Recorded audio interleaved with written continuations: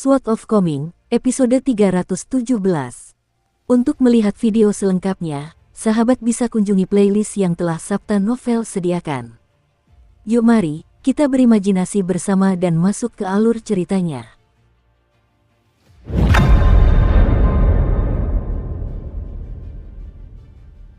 Kedua sahabat lama itu bertemu kembali di jalan yang sunyi. Di atas pedang terbang yang melayang, berdiri Yu Zhenyi yang tampak seperti anak kecil. Cahaya pedang berkilauan seperti glasir berwarna, indah dan halus. Yu Zhenyi adalah pemimpin fraksi Danau Gunung dan pemimpin pasukan kebenaran di dunia.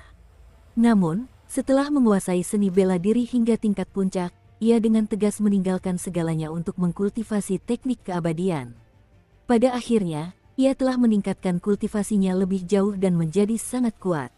Dan sekarang, dia akhirnya muncul di ibu kota Southern Garden Nation setelah genderang ditabuh untuk pertama kalinya di Bull Mountain. Setelah meninggalkan Gunung Banteng, gunung yang terletak di luar ibu kota yang merupakan daerah terpilih untuk pendakian dan tempat di mana genderang surgawi dipukul, orang pertama yang dilihat Yu Zhenyi adalah sahabatnya dari masa lalu, guru kekaisaran Zongqiyu dari negara Taman Selatan. Tidak ada sedikit pun tanda kejutan di wajah Zongqiyu, dan dia tampaknya telah memperkirakan bahwa Yu Zhenyi akan datang ke sini untuk menghalanginya. Dia tidak berhenti berjalan, dan terus maju hingga hanya berjarak 20 langkah dari Yu Zhenyi. Baru kemudian dia berhenti. Zongqiyu tersenyum dan bertanya, "Kau sudah selesai membuat kipas bambu giok itu? Bukankah itu akan terlalu lunak dan rapuh sebagai tanda pengenal pemimpin sekte masa depan dari fraksi Danau Gunung?" Seolah-olah mereka sedang berbincang santai dan sopan layaknya teman. Hal ini mirip dengan sebuah baris dalam puisi, "Langit gelap dan salju akan turun, maukah kau tinggal untuk minum bersamaku?" "Sudah 3 kali, kenapa?" tanya Yu Zhenyi. Berbeda dengan sapaan ramah Zongqiyu, Yu Zhenyi langsung saja menginterogasi teman lamanya itu. "Apakah kau menanyakan mengapa aku menyelamatkan Lu Fang? Apakah kau menanyakan mengapa aku membantu Chen Ping'an?" balas Zongqiyu. Yu Zhenyi telah keluar dari pengasingan dalam tubuh seorang anak kecil, dan ada riak samar di matanya yang sedalam dan sedalam kolam tanpa dasar saat ini. Jelas bahwa dia merasakan kemarahan yang langka. Yu Zhenyi tidak mengatakan apapun, namun pedang terbang di bawah kakinya yang terhubung dengan pikirannya menjadi semakin menyilaukan dan mempesona, memancarkan warna-warna cemerlang dan tampak seperti sepotong glasir berwarna yang jatuh dari istana surgawi ke dunia fana. Zongqiyu melirik sekilas pedang abadi di bawah kaki Yu Zhenyi sebelum mengalihkan pandangannya dan berkata dengan ekspresi santai, "Kau sudah tahu jawabannya sejak lama, bukan?" Yu Zhenyi menghela napas pelan, dengan perasaan nostalgia yang muncul di hatinya. Namun, ini bukan berarti Yu Zhenyi akan berubah pikiran dan bersikap lunak pada teman lamanya. Keadaan sudah sampai pada titik ini, dan Zongqiyu masih bersikeras untuk tetap keras kepala setelah bertahun-tahun, jadi dia tidak punya pilihan selain menguatkan hatinya dan melakukan apa yang perlu dilakukan.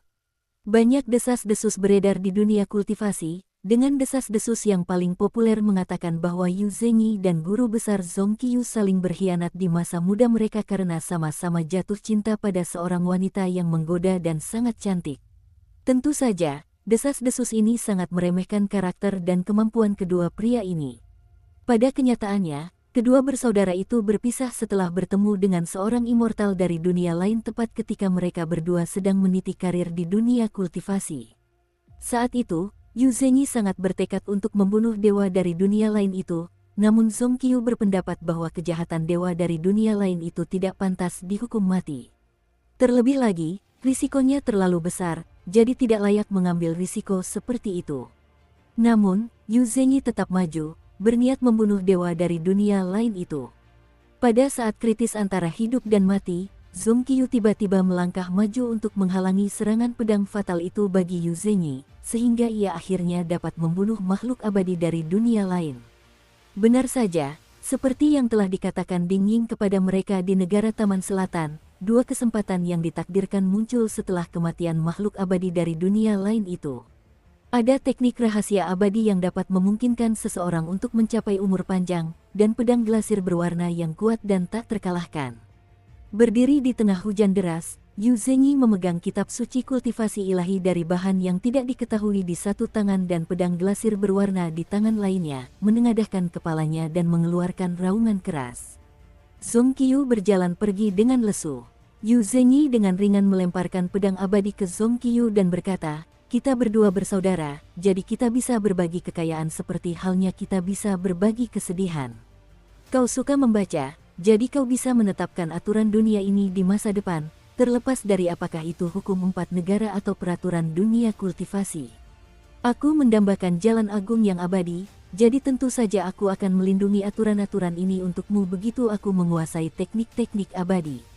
Aku akan membuat semua makhluk abadi dari dunia lain di dunia ini menundukkan kepala dan mematuhi perintah kita, tidak lagi berani bertindak sembarangan." Namun, Zong Qiu langsung pergi, bahkan tidak menunggu Yu Zhenyi menyelesaikan kata-katanya. Dia membiarkan senjata suci yang sangat berharga itu jatuh ke tanah dan tenggelam ke dalam lumpur, dan membiarkan kata-kata tulus Yu Zhenyi lenyap di tengah hujan deras. Liu Zong, sang pengasah pisau, meninggalkan jalan yang hancur dan berbelok, dan ia langsung terdiam ketika melihat pertarungan antara Zong Qiu dan Yu Zhenyi dari kejauhan. Ia ragu sejenak, namun akhirnya memutuskan untuk perlahan melanjutkan perjalanan, tanpa gentar dan membeku di tempat maupun mencoba mencari kesempatan untuk berbalik dan melarikan diri. Liu Zong mempercayai Chen Ping'an, dan dia yakin bahwa anak muda yang berdiri di atas pedang terbang di kejauhan, guru spiritual Yu yang seharusnya terlibat dalam pertempuran sengit dengan iblis tua Ding, pasti adalah seseorang yang mampu menguatkan hatinya untuk membunuh sahabatnya dari masa lalu. Dia mempercayai immortal muda dari dunia lain itu karena Zong Qiu secara mengejutkan memilih untuk berlatih tanding dengannya secara sukarela, membantunya menstabilkan kultivasinya sehingga dia dapat menghadapi pertempuran berikutnya dengan lebih baik. Zong Qiu tidak pernah mengikuti keinginannya sendiri saat mengambil keputusan dan berinteraksi dengan orang lain. Sebaliknya, ucapan dan tindakannya akan selalu berpegang pada seperangkat aturan yang dia patuhi. Apakah Zong Qiu adalah orang munafik yang mengenakan kedok cendekiawan mulia? Atau apakah dia seorang diplomat yang menyusun strategi untuk merebut kendali negara dan dunia? Tidak, dia bukan keduanya, dan Liu Zong sangat menyadari seperti apa sosok guru kekaisaran Zong itu, terutama karena dia telah tinggal di ibu kota negara Taman Selatan selama bertahun-tahun. Zong Qiu benar-benar seorang cendekiawan yang bijaksana dan seorang ahli bela diri tingkat tinggi. Ia adalah keduanya sekaligus, dan ia telah menggabungkan keduanya untuk mencapai puncak seni bela diri eksternal di dunia ini. Tidak hanya itu, tetapi ia juga telah mengangkatnya ke tingkat yang lebih tinggi dengan kekuatan dan kemampuannya sendiri. Selain itu, Zong Qiu memiliki pemahaman yang sangat mendalam tentang kebaikan dan kejahatan. Ada beberapa kali ketika wacana di Istana Kekaisaran dan sentimen di dunia seni bela diri benar-benar berat sebelah, dengan suasana di ibu kota sangat mendukung eksekusi seseorang. Melaksanakan hal ini akan sangat memuaskan semua orang dan juga menghemat banyak masalah. Namun, Zong Qiu secara diam-diam dan halus telah memengaruhi hasil akhir selama ini, memungkinkan masalah tersebut diselesaikan dengan cara yang damai dan adil. Melihat dengan tatapan dingin dari pinggir lapangan, bahkan Liu Zong pun tidak punya pilihan selain mengacungkan jempol dan memuji Zong Qiu sebagai orang yang benar-benar saleh dan gagah berani. Oleh karena itu, ketika Chen Ping'an menjawab bahwa Zong Qiu adalah orang yang sepemikiran dengannya, Liu Zong memutuskan tanpa ragu sedikit pun bahwa dia perlu mengeluarkan pisau tajam itu dari lengan bajunya. Selain mengagumi bocah muda itu, dia juga berjuang untuk peluang tipisnya sendiri untuk bertahan hidup. Sejujurnya, tidak seorang pun di dunia ini yang tidak penasaran dengan hubungan aneh antara Yu Zhenyi dan Zong Qiu. Liu Zong, si pengasah pisau, tentu saja tidak terkecuali. Kita harus menyadari bahwa sambil menjalankan toko sutranya, ia sering berdiskusi gosip sepele dengan para wanita tua dan gadis muda. Ia akan mendengar tentang suami siapa yang berselingkuh dengan menantunya, putri kesayangan siapa yang menyukai seseorang, rumah janda mana yang sering terdengar suara kucing mengeong di malam hari, suami siapa yang diam-diam mengunjungi rumah bordil dan menghabiskan semua tabungan mereka hingga istrinya mengancam bunuh diri, dan seterusnya. Bahkan, Liu Zong lebih bersemangat daripada para wanita tua dan gadis muda itu ketika bergosip tentang hal-hal tersebut. Liu Zong menggenggam pisaunya erat-erat dengan tangan yang tersembunyi di dalam lengan bajunya. Dia masih belum mengetahui siapa kucing yang mengeong di rumah janda itu, jadi dia jelas tidak bisa mati di sini hari ini. Bagaimanapun, ada juga beberapa kandidat yang telah ia pertimbangkan sebagai murid pertamanya, sekaligus murid terakhirnya. Ia telah mengamati mereka selama bertahun-tahun, jadi sudah saatnya untuk mengambil keputusan. Melihat anak kecil yang berdiri di atas pedang terbang yang melayang di udara, Zong Qiu menghela napas dan berkata dengan suara lembut, "Yu Zhenyi, pernahkah kau memikirkan ini sebelumnya? Berdiri di hadapanku hari ini, kau masih memiliki sedikit perbedaan dari para immortal dari dunia lain. Namun, jika kau bersikeras untuk terus menempuh jalan ini, maka suatu hari nanti kau akan menjadi seperti mereka. Setelah itu, akan muncul Zhao Zhenyi atau Ma Zhenyi lain yang ingin membunuhmu, merasa bahwa tindakan mereka dibenarkan dan benar." Yu Zhenyi menggelengkan kepalanya dan menjawab, "Zong Qiu, kau masih belum menyadari situasi terkini, bukan? Lokasi pendakian kali ini masih Gunung Banteng. Namun, jumlah orang yang dapat mendaki telah berubah. Bukan lagi 10 orang, melainkan hanya 3 orang. Namun, ketiga orang ini berhak memilih masing-masing 5, 3, dan 1 individu yang benar-benar ada dari sejarah Tanah Suci Bunga Teratai, dan mengizinkan individu-individu ini untuk naik bersama mereka. Ke-9 individu yang terpilih ini kemungkinan besar akan berakhir sebagai bawahan dan boneka belaka. Saya telah melakukan beberapa ramalan, dan Ding Ying, Zhou Fei, dan saya memiliki peluang terbesar untuk menjadi 3 orang yang mencapai kenaikan." Setelah mengatakan ini, Yu Zhenyi mengungkapkan daftar akhir 10 elit atas kepada Zong Qiu.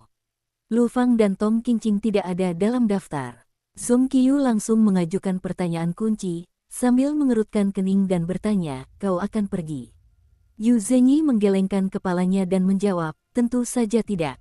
Aku tidak akan naik ke Gunung Banteng sebelum genderang ditabuh untuk ketiga kalinya. Aku akan secara sukarela melepaskan hakku untuk naik, sama seperti si maniak, Zulian, dari masa lalu. Namun, tujuannya adalah untuk naik dengan tubuh fisiknya untuk kedua kalinya, sementara tujuanku adalah untuk membuktikan kepadamu bahwa aku benar telah membunuh makhluk abadi dari dunia lain di masa lalu, dan bahwa kau salah karena mencegahku. Aku akan membuat dunia ini damai dan stabil selama aku masih hidup." Zong Qiu, tindakanmu menambal sana-sini sama sekali tidak ada artinya. Ini adalah pernyataan yang sangat ambisius, namun Yu Zhenyi mengucapkannya dengan cara yang sangat santai dan rileks. "Ideal dan ambisi kita berbeda, jadi kita harus sepakat untuk tidak sepakat," kata Zong Qiu sambil tersenyum. "Kau masih punya 1 kesempatan terakhir," kata Yu Zhenyi perlahan. "Bergabunglah denganku untuk membunuh makhluk abadi dari dunia lain itu, Zhou Fei. Ding Ying tidak akan menghentikan kita. Setelah kita berhasil, kau juga akan bisa hidup sampai akhir. Adapun apakah kau memilih untuk mendaki Gunung Banteng untuk naik ke dunia luar, itu sepenuhnya terserah padamu. Bagaimana dengan orang-orang lain dalam daftar 10 elit atas? Siapa yang akan membunuh pengasah pisau Liu Zong, bijak lengan Cheng Yuanshan, Jenderal Naga Tang Ti dari negara Jin Utara, dan Biksu Yuni dari kuil Vajra? Apakah kau akan membunuh mereka? Atau akankah Ding Ying yang membunuh mereka? Lagi pula, orang-orang ini bukanlah makhluk abadi dari dunia lain. Seolah-olah mereka berbicara satu sama lain dengan cara yang tidak dapat dipahami satu sama lain." Yu Zhenyi meledak dalam amarah dan meraung, "Jika orang lain mengucapkan kata-kata bodoh seperti itu, maka aku akan menganggap pendapat mereka sangat naif dan tidak pantas untuk kupedulikan. Tapi datang dari Anda, guru kekaisaran Zong Qiu dari negara Taman Selatan. Apakah Anda tidak menyadari bahwa perubahan besar di dunia pasti akan membutuhkan pengorbanan?" Zong Qiu mengangguk dan menjawab sambil tersenyum, "Aku tentu menyadari hal ini, dan aku juga telah melakukan segala kemampuanku untuk memajukan negara Taman Selatan selama beberapa tahun terakhir. Namun, aku hanya mengajukan pertanyaan ini kepadamu, Yu Zhenyi.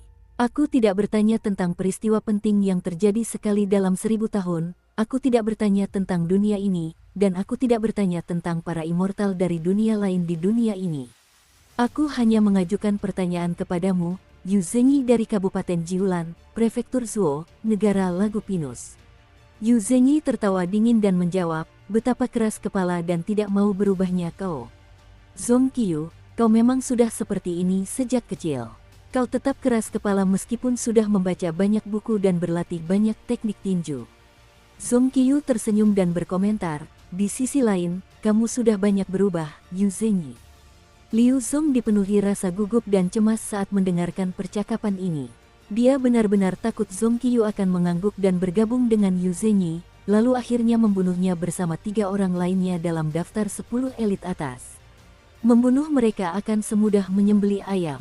Yu Zhenyi sudah menjadi kultivator yang kuat, sementara Zhong Qiyu adalah salah satu orang terkuat di negara Taman Selatan. Bahkan jika dia, Cheng Yuanshan, Tang Tii, dan Biksu Yuni bergabung, mereka tetap tidak akan memiliki peluang untuk menang melawan Yu Zhenyi dan Zhong Qiyu. Untungnya, guru besar Zhong Qiyu tidak mengkhianati kepercayaan dan kekaguman Liu Zong kepadanya. Zhong Qiyu melirik ke arah kampung halamannya sebelum berkata dengan sedih, Yu Zhenyi, setelah banyak bicara, kau hanya mencoba mencari alasan untuk menghibur diri sebelum membunuhku. Dalam hal ini, kau masih sama seperti sebelumnya. Yu Zhenyi tetap diam sambil berdiri di atas pedang terbang yang melayang di udara. Tanpa menoleh, Zhong Qiyu tertawa terbahak-bahak dan berkata, pengasah pisau Liu Zong. Kita sudah bertetangga selama bertahun-tahun di ibu kota, dan bukan karena aku meremehkanmu sehingga aku tidak pernah mengunjungimu. Melainkan, persahabatan antar pria terhormat tampak acuh tak acuh tetapi murni seperti air. Aku akan menyerang duluan, dan kau bisa mendukungku dari pinggir lapangan. Jika situasinya menjadi genting, maka sebaiknya kau melarikan diri jika mampu dan langsung mencari Biksu Yuni. Jangan merasa ini memalukan atau menghina. Pengasah pisau Liu Zong terdiam sejenak sebelum bergumam, ya Tuhan. Seperti yang diharapkan dari guru besar Zong. Pujian ini membuatku merasa hangat dan nyaman di sekujur tubuh. Berteman dengan orang-orang baik itu seperti seorang pemabuk yang menikmati anggur berkualitas. Bagaimana mungkin seseorang bisa sadar? Liu Zong tidak takut mati, namun ia juga tidak akan pernah mencari kematian. Ia melangkah maju dengan tekad bulat. Biarlah jika ia mati, ia akan mati dalam keadaan mabuk. Yu Zhenyi sedikit mencondongkan tubuh ke depan, dengan anggun meluncurkan pedang terbangnya dan mendarat dengan lembut di jalan. Dia dengan santai mengibaskan lengan bajunya dan memerintahkan dengan suara lembut, pergi. Pedang terbang di belakangnya yang dipenuhi cahaya pedang murni secerah glasir berwarna segera membentuk busur besar di udara sebelum menembus dinding. Setelah keluar dari sisi lain, pedang itu secepat dan seganas kilat saat muncul kembali di jalan, langsung melesat ke arah pengasah pisau Liu Zong setelah berbelok mengelilingi guru kekaisaran Zhong Qiyu. Yu Zhenyi tampak santai dan riang saat berjalan maju dengan santai, mengayunkan tangannya sebelum menyatukannya di belakang punggung dan berkata sambil tersenyum, Zhong Qiyu, bukankah kau dianggap sebagai seniman bela diri nomor 1 di dunia? Ayo, aku tidak akan membalas. Kau bisa memukulku sesukamu. Zhong Qiyu mengangguk sebelum tiba-tiba bertanya, bisakah kita bertempur di luar kota? Yu Zhenyi tersenyum dan menjawab, Guru Besar Zong, Anda tidak perlu khawatir akan membahayakan orang yang tidak bersalah. Anda tidak memiliki kemampuan untuk melakukan hal itu. Zhong Qiyu tak kuasa menahan tawa. Orang ini, setelah menjadi seorang immortal yang memahami Dao, ia akhirnya berubah menjadi seorang anak kecil yang berbicara dengan sangat sombong. Zhong Qiyu benar-benar ingin menyaksikan kemampuan immortalnya yang disebut-sebut itu. Yu Zhenyi menyilangkan kedua tangannya di belakang punggung, memberi isyarat kepada Zhong Qiyu bahwa dia bisa menyerang sesuka hatinya. Tidak hanya itu, dia bahkan mengetuk kakinya dan melayang di udara, memastikan garis pandangnya sejajar dengan Zhong Qiyu.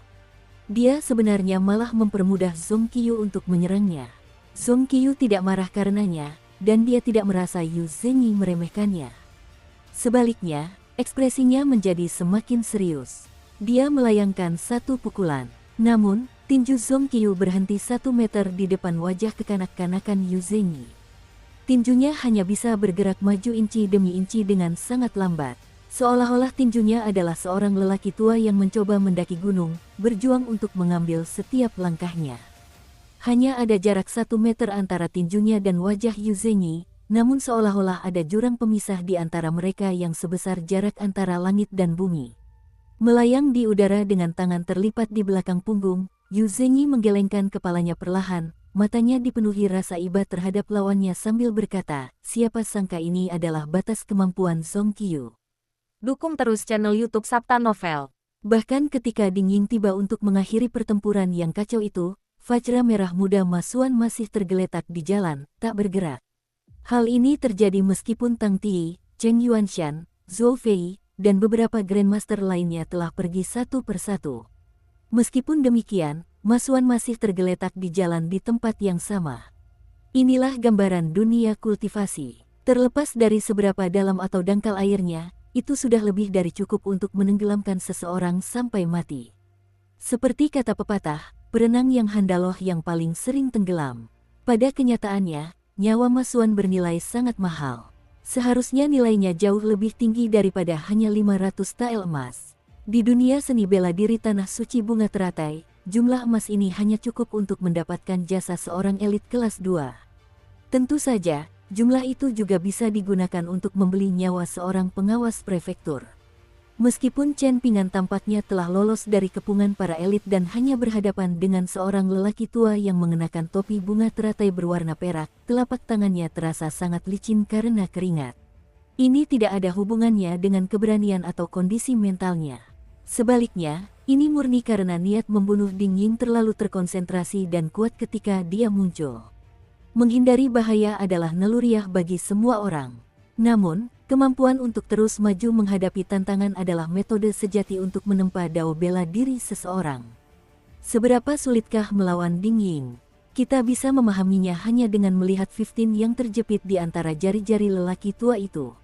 Ding Ying tersenyum tipis dan bertanya, apakah ini yang disebut pedang terbang terikat para immortal dari dunia lain? Sungguh hal kecil yang segar dan baru. Ini pasti pertama kalinya sesuatu seperti ini muncul di Tanah Suci Bunga Teratai. Terlebih lagi, sangat jarang seseorang memasuki dunia ini dengan tubuh dan jiwa fisik yang lengkap. Tidak heran kau memicu begitu banyak keadaan yang tak terduga. Namun, itu tidak masalah karena Tanah Suci Bunga Teratai masih memiliki aku, Ding Ying. Chen Pingan tidak berkata apa-apa sambil menghela napas dan mengambil posisi teknik penguapan hujan. Ding Ying melihat sekeliling, terus menjebak pedang terbang hijau yang indah itu dengan dua jari di tangan kanannya sambil mengulurkan tangan kirinya dan berkata, obrolan sudah selesai, jadi sekarang saatnya bertindak. Mari kita lihat apakah aku bisa membunuhmu dengan satu tangan. Ding Ying melirik posisi tinju Chen Pingan sebelum menggelengkan kepalanya dan berkata, aku sarankan kau beralih ke posisi tinju yang lebih ofensif. Aku ingin melihat bentuk seni bela diri yang membuatku terpukau. Jika tidak, jika aku unggul, aku akan mengalahkanmu seperti saat kau mendorong Lu Fang dan Zhong Qiu mundur dengan seranganmu barusan. Kau tidak akan punya kesempatan untuk membalas. Ding Ying memberi isyarat kepada Chen Pingan untuk menyerang sambil melanjutkan, kau baru saja melayangkan 10 pukulan beruntun, tapi aku tahu kau pasti bisa melayangkan lebih banyak lagi. Aku sangat penasaran, berapa jumlah pukulan maksimal yang bisa kau layangkan secara beruntun. Kau bisa menyerangku sepuasmu. Aku akan menghadapi semua seranganmu secara langsung. Benar saja, Chen Pingan beralih ke teknik tabuhan gendang dewa, menyebabkan auranya langsung berubah dari aura gunung yang menjulang tinggi menjadi aura pasukan kavaleri berat yang bergelombang. Ding Ying mengangguk sambil tersenyum. Namun, dia terus menahan pedang terbang mini Chen Pingan dengan satu tangan sementara dia menghadapi serangan bocah itu dengan tangan lainnya. Ayo, sesaat kemudian, sebuah kawah besar berdiameter lebih dari 10 meter langsung muncul di jalan tempat Chen Pingan berdiri tadi. Sementara itu, bocah laki-laki berbaju putih itu sudah menghilang dari pandangan. Ding Ying mengangguk sebagai tanda setuju. Lawannya memang cukup cepat. Tidak mengherankan jika Lu Fang berakhir dalam keadaan berantakan seperti itu meskipun dia telah mencapai tahap dasar kinesis pedang. Ding Ying menggunakan telapak tangannya untuk menangkis pukulan Chen Pingan, dan dia hampir saja mengepalkan jarinya dan meraih tinju immortal muda dari dunia lain itu. Namun, Chen Pingan segera menarik tinju pertamanya, dan tinju keduanya sudah melayang ke tulang rusuk Ding Ying. Ding Ying mengangguk mengerti. Seperti yang telah ia duga, teknik tinju ini mengharuskan seseorang untuk melayangkan pukulan demi pukulan secara cepat, menggabungkan kecepatan, kekuatan, dan niat. Hal yang paling cerdik dari teknik tinju ini adalah caranya yang tanpa henti yang pada dasarnya membuatnya mustahil untuk dihindari. Sebaliknya, seseorang hanya bisa menghadapinya secara langsung. Sekilas, ujung pukulan ini hanya akan tampak seperti gunung kecil. Namun, Jika seorang abadi menggunakan kemampuan mistis mereka untuk mengamatinya, mereka akan menemukan bahwa gunung kecil yang tampaknya biasa saja itu sebenarnya mirip dengan gunung leluhur dunia. Ding Ying mampu menangkis 8 pukulan pertama tanpa mundur selangkah pun. Dia bisa menangkis tinju Chen Pingan dengan tepat menggunakan telapak tangannya setiap kali. Sosok Chen Pingan sangat sulit ditangkap, seolah-olah dia adalah naga banjir seputih salju yang dengan cepat mengelilingi lelaki tua itu. Ding Ying akhirnya mundur selangkah ketika Chen Pingan melayangkan pukulan ke-9, namun ia tetap berhasil menangkis tinju yang menghantam dahinya dengan telapak tangannya. Pria tua itu bergerak dengan cara yang tampak santai dan sederhana, namun gerakannya sebenarnya mengandung 9 bentuk esensi seni bela diri yang telah ia kumpulkan dari berbagai sekte dan kekuatan di tanah suci bunga teratai. Belum lagi olah hati cermin yang seperti halaman belakang rumah Ding Ying sendiri. Ada juga sekte gunung danau milik Yu Zhenyi, teknik tinju yang diajarkan Zhong Qiyu kepada murid-murid langsungnya, puncak pandangan mata burung, istana pasang surut musim semi, teknik tombak dan teknik longsoran salju milik Cheng Yuanshan, teknik rahasia yang belum diajarkan milik dewa berlengan 8 Sui Yuan, dan teknik rahasia yang belum diajarkan dari banyak Grandmaster lainnya. Melalui berbagai cara, Ding Ying telah memperoleh berbagai macam teknik bela diri dan menggabungkannya menjadi sesuatu yang sesuai dengannya. Beberapa teknik telah mencapai puncak seni bela diri, jadi dia memilih untuk membiarkannya apa adanya. Namun, beberapa teknik masih bisa ditingkatkan, jadi Ding Ying akan membantu menyempurnakannya setiap kali dia bosan. Pukulan ke-10 telah tiba. Ding Ying menggeser tubuhnya beberapa langkah ke samping, namun ia masih sempat tersenyum dan berkomentar, satu-satunya kekurangan dalam teknik tinjumu adalah kecenderungannya melukai penggunanya sendiri dalam proses melukai lawan dengan parah. Tunjukkan padaku berapa banyak pukulan yang bisa kau berikan, dan biarkan aku melihat seberapa kuat pukulan terakhirmu nanti. Chen Pingan terus melayangkan pukulan demi pukulan, dengan pikirannya setenang air yang tenang. Kali ini, tidak ada seorang pun yang menyaksikan pertempuran di sekitarnya. Hal ini karena mereka tidak berani melakukannya. Iblis tua Ding terkenal karena kegemarannya membunuh secara brutal siapapun yang menyaksikan pertarungannya. Orang-orang ini tidak takut dan senang menyaksikan pertarungan orang lain, kan? Mereka suka menghakimi orang dan bersorak dari pinggir lapangan, kan? Mereka suka berpura-pura terkejut seolah-olah melihat hantu di siang hari, kan? Setiap kali si iblis tua Ding menemukan kesempatan untuk beristirahat saat bertarung dengan orang lain, dia pasti akan melancarkan serangan telapak tangan dan menghancurkan beberapa penonton menjadi tumpukan daging cincang. Seolah-olah dia sedang memukul nyamuk atau lalat sampai mati. Dengan demikian, guru Pangeran Wei Yan yang mirip monyet itu hanya datang sebentar, bersembunyi di kejauhan, sebelum menyadari bahwa itu adalah iblis tua Ding dan segera mundur dari tempat kejadian. Namun, pada akhirnya hanya ada satu Ding Ying, dan para elit papan atas lainnya seperti Zhong Qiyu dan Yu Zhenyi sebagian besar akan mengabaikan penonton meskipun mereka juga tidak menyukai orang-orang yang menyaksikan pertempuran mereka dari pinggir lapangan. Di sisi lain, menyaksikan pertarungan hidup dan mati para elit kelas 2 merupakan hal yang sangat tabu di dunia kultivasi karena tidak ada yang ingin kartu truf mereka dilihat orang lain. Jika tidak, hal itu pada akhirnya akan menyebar ke 10 orang, 100 orang, dan kemudian semua orang di dunia. Pada saat itu, apakah kartu truf mereka masih akan menjadi kartu truf? Dunia kultivasi tidaklah besar, dan ini terutama berlaku untuk Grandmaster kelas 1, di mana dunia kultivasi terasa lebih kecil bagi mereka. Chen Pingan dan Ding Ying tetap berada dalam jarak sejauh 2 lengan satu sama lain sepanjang waktu. Namun, ketika Chen Pingan melayangkan pukulan ke-11, Ding Ying memperbesar jarak di antara mereka seolah memahami kekuatan teknik tabuhan gendang dewa. Ini mungkin disengaja atau kebetulan, dan dia terkena pukulan Chen Pingan dan terpaksa mundur sekitar 1 meter. Saat itu, Lu Fang terluka parah akibat pukulan ke-10 Chen Pingan karena reaksinya yang terburu-buru dan ketidakmampuannya untuk menangkis serangan dengan benar. Ini berbeda dengan Ding Ying, yang telah mengumpulkan kekuatannya sejak awal. Kedua, seluruh fokus Lu Fang adalah pada kultivasi teknik pedang dan bukan teknik tinju, sehingga fisiknya secara alami jauh lebih rendah daripada Ding Ying. Melihat Lu Fang menghadapi 10 pukulan Chen Pingan ibarat sekelompok prajurit infanteri menghadapi pasukan kavaleri ringan elit. Yang pertama tentu akan hancur begitu diserang oleh yang kedua. Sementara itu, Ding Ying seperti pasukan tentara bersenjata lengkap yang berdiri di atas tembok kota raksasa saat menghadapi 10 pukulan yang sama dari Chen Ping'an.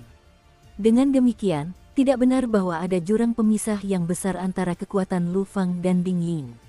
Pada akhirnya, Ding Ying hanya mampu menangkis serangan Chen Ping'an dengan mudah berkat pelajaran yang telah ia pelajari dari Lu Fang dan Zhong Qiyu sebelumnya. Setelah menangkis 11 pukulan, Ding Ying berdiri 3 meter jauhnya dan dengan kuat mengibaskan lengan bajunya sebelum pukulan Chen Ping'an berikutnya tiba, menghancurkan dan menyebarkan aura tinju yang masih tersisa di telapak tangannya.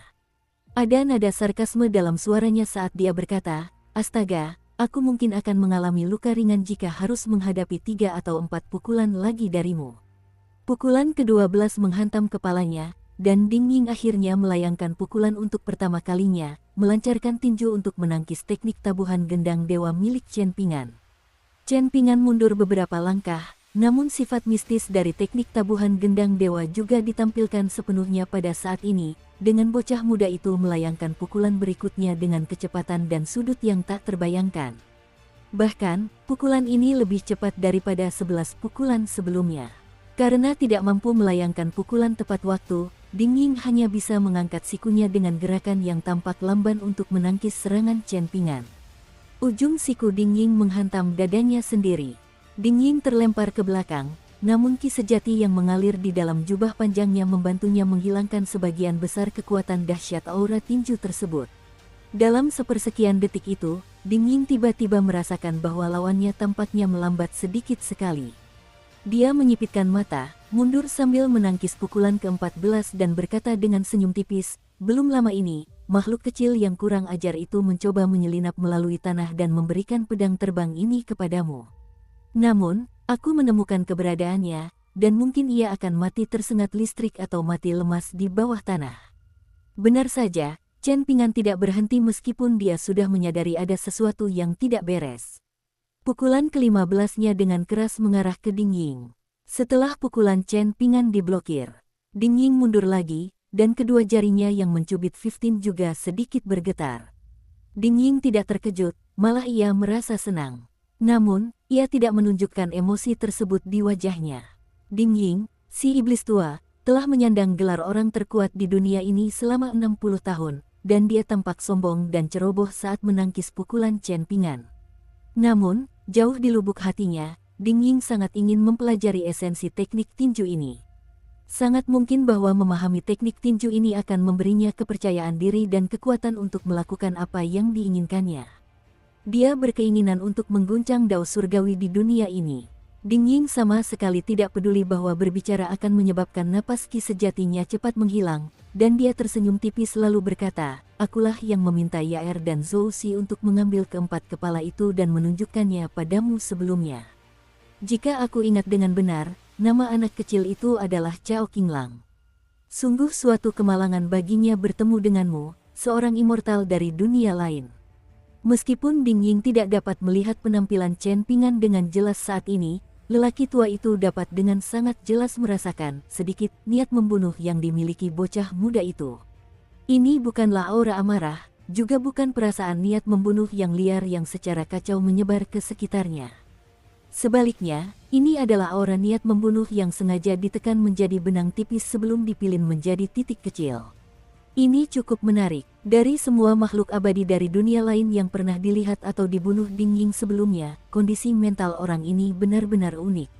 Ding Ying telah mempelajari berbagai macam keterampilan dan pengetahuan sepanjang hidupnya, membaca dan mempelajari segala sesuatu yang dapat ia peroleh. Ia pernah membaca sebuah paragraf seperti ini dalam sebuah teks Taoisme, keberanian seorang tukang perahu adalah tidak menghindari naga banjir saat melintasi air. Keberanian seorang penebang kayu adalah tidak takut pada serigala saat melintasi hutan. Keberanian seorang individu luar biasa adalah melihat kehidupan di tengah kematian saat menghadapi serangan pedang yang mematikan. Keberanian seorang bijak adalah memahami batas kekuatan manusia saat tetap tenang menghadapi malapetaka besar. Untuk mencapai ketenangan, seseorang perlu terlebih dahulu menenangkan pikirannya. Apa yang dimaksud dengan batas kemampuan manusia? Hal ini berlaku untuk situasi Chen Ping'an saat ini, di mana dia yakin bahwa semua orang di halaman kecil itu telah terbunuh. Terlebih lagi, sangat mungkin bahwa makhluk kecil itu juga telah terbunuh. Menghadapi keadaan seperti itu, dia perlu memahami bahwa emosi rasa bersalah dan penyesalan akan sama sekali tidak berarti saat ini, dan bahwa emosi tersebut hanya akan mendorongnya menuju kematian. Dia perlu memahami bahwa memfokuskan seluruh perhatiannya pada pertarungan di depannya adalah satu-satunya cara untuk tetap hidup. Dia tidak hanya perlu memahami hal ini, tetapi dia juga perlu bertindak berdasarkan pemahaman ini. Memahami emosi sendiri itu sulit, dan bertindak demi kepentingan terbaik diri sendiri bahkan lebih sulit. Namun, Chen Ping'an tidak mengecewakan Ding Ying. Pukulannya meluncur ke depan tanpa beban emosi apapun, sama sekali tidak lamban atau lemah. Justru sebaliknya, ia melayangkan pukulan ini dengan lebih mantap meskipun ia tahu bahwa setiap pukulan berikutnya akan memungkinkan Ding Ying untuk memahami teknik tabuhan gendang dewa dengan lebih baik. Ini adalah serangan yang akan melukai Chen Ping'an hampir sama parahnya dengan melukai lawannya. Ding Ying akan terbunuh oleh pukulannya, atau meridiannya akan putus, jiwanya akan tercerai-berai, dan dagingnya akan terkoyak, menyebabkannya mati dengan gagah berani sambil melayangkan pukulan terakhir dari teknik tabuhan gendang dewa. Ini adalah pukulan ke-16. Ding Ying mengangguk ringan dan tertawa terbahak-bahak. Sementara itu, cahaya warna-warni mengalir turun seperti air terjun dari topi bunga teratai berwarna perak yang dikenakannya, dengan cepat menyelimuti seluruh tubuhnya. Kali ini, Ding Ying hanya mundur 3 langkah, sama sekali tidak terluka oleh serangan Chen Ping'an.